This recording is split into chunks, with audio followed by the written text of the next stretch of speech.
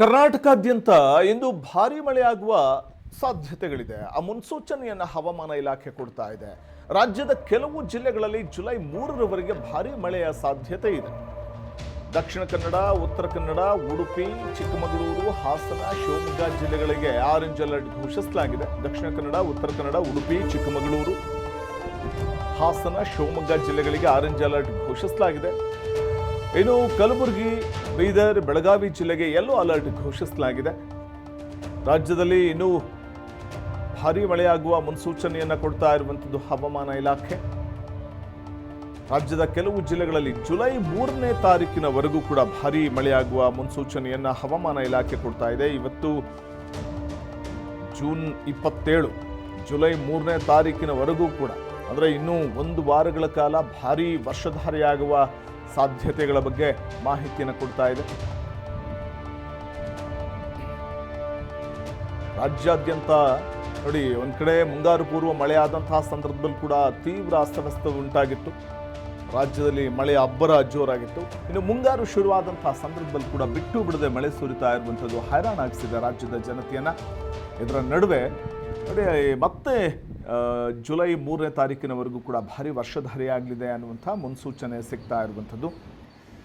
ರಾಜ್ಯಾದ್ಯಂತ ಭಾರಿ ಮತ್ತೆ ಮಳೆ ಆಯಿತು ಅಂತಂದರೆ ಮುಂಗಾರು ಶುರುವಾಗ್ತಿದ್ದ ಹಾಗೆಯೇ ಕೃಷಿ ಚಟುವಟಿಕೆಗಳು ಕೂಡ ಶುರುವಾಗುತ್ತೆ, ಚುರುಕು ಪಡೆಯುತ್ತೆ.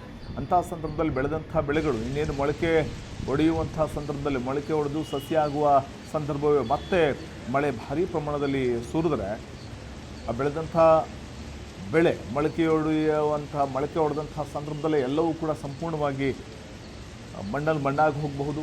ಅಥವಾ ರೈತ ಆ ಬೆಳೆ ಸಾಲ ಸೋಲ ಮಾಡಿ ಬಿತ್ತನೆ ಬೀಜಗಳನ್ನು ತಂದಿರ್ತಾನೆ, ರಸಗೊಬ್ಬರ ತಂದಿರ್ತಾನೆ. ಇವೆಲ್ಲವೂ ಕೂಡ ಮತ್ತೆ ನೋಡಿ, ಅಲ್ಲಿ ಕೆಲಸ ಮಾಡಬೇಕಾದ್ರೆ ಕೂಲಿ ಅಂತ ಕೂಡ ಕೂಲಿ ಆಳುಗಳಿಗೆ ಹಣವನ್ನು ಕೊಡಬೇಕಾಗುತ್ತೆ, ಬಂದಂಥವ್ರಿಗೆ, ಬಿತ್ತನೆ ಮಾಡಲಿಕ್ಕೆ ಬಂದಂಥವ್ರಿಗೆ. ಸೊ ಇದೆಲ್ಲವೂ ಕೂಡ ತುಂಬ ಹಣ ಖರ್ಚಾಗಿರುತ್ತೆ. ಆದರೆ ಮತ್ತೆ ಮಳೆ ಸುರಿಯೋದ್ರಿಂದಾಗಿ ರೈತ ಕಂಗಾಲಾಗುವಂಥ ಒಂದು ಪರಿಸ್ಥಿತಿ, ಆರ್ಥಿಕ ನಷ್ಟಕ್ಕೀಡಾಗುವಂಥ ಪರಿಸ್ಥಿತಿ ಕೂಡ ಉಂಟಾದರೂ ಅಚ್ಚರಿ ಪಡಬೇಕಾಗಿಲ್ಲ. ಸದ್ಯ ದಕ್ಷಿಣ ಕನ್ನಡ, ಉತ್ತರ ಕನ್ನಡ, ಉಡುಪಿ ಮತ್ತು ಕಾಫಿನಾಡು, ಚಿಕ್ಕಮಗಳೂರು, ಹಾಸನ, ಶಿವಮೊಗ್ಗ ಜಿಲ್ಲೆಗಳಿಗೆ ಆರೆಂಜ್ ಅಲರ್ಟ್ ಘೋಷಣೆ ಮಾಡಲಾಗಿತ್ತು. ಕಲಬುರಗಿ, ಬೀದರ್, ಬೆಳಗಾವಿ ಜಿಲ್ಲೆಗೆ ಯೆಲ್ಲೋ ಅಲರ್ಟ್ ಘೋಷಿಸಲಾಗಿದೆ.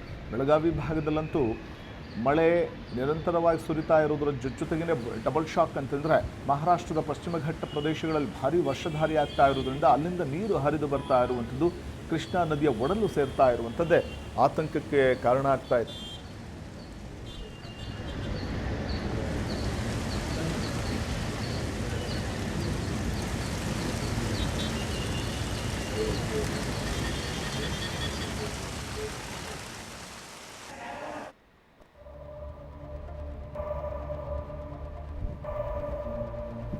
ಹಾಸನ ಜಿಲ್ಲೆಯ ಸಕಲೇಶಪುರ ಸೇರಿದಂತೆ ಒಟ್ಟಾರೆ ಮಲೆನಾಡು ಭಾಗದಲ್ಲಿ ಹಳ್ಳ ಕೊಳ್ಳಗಳು ತುಂಬಿ ಹರಿತಾ ಇವೆ ಭಾರಿ ವರ್ಷಧಾರೆಯಿಂದ. ಉಕ್ಕಿದೆ ಬೆಣಗಿನ ಹಳ್ಳ, ಸಂಕಷ್ಟಕ್ಕೆ ಸಿಲುಕಿರುವಂಥದ್ದು ಕುಟುಂಬಗಳು.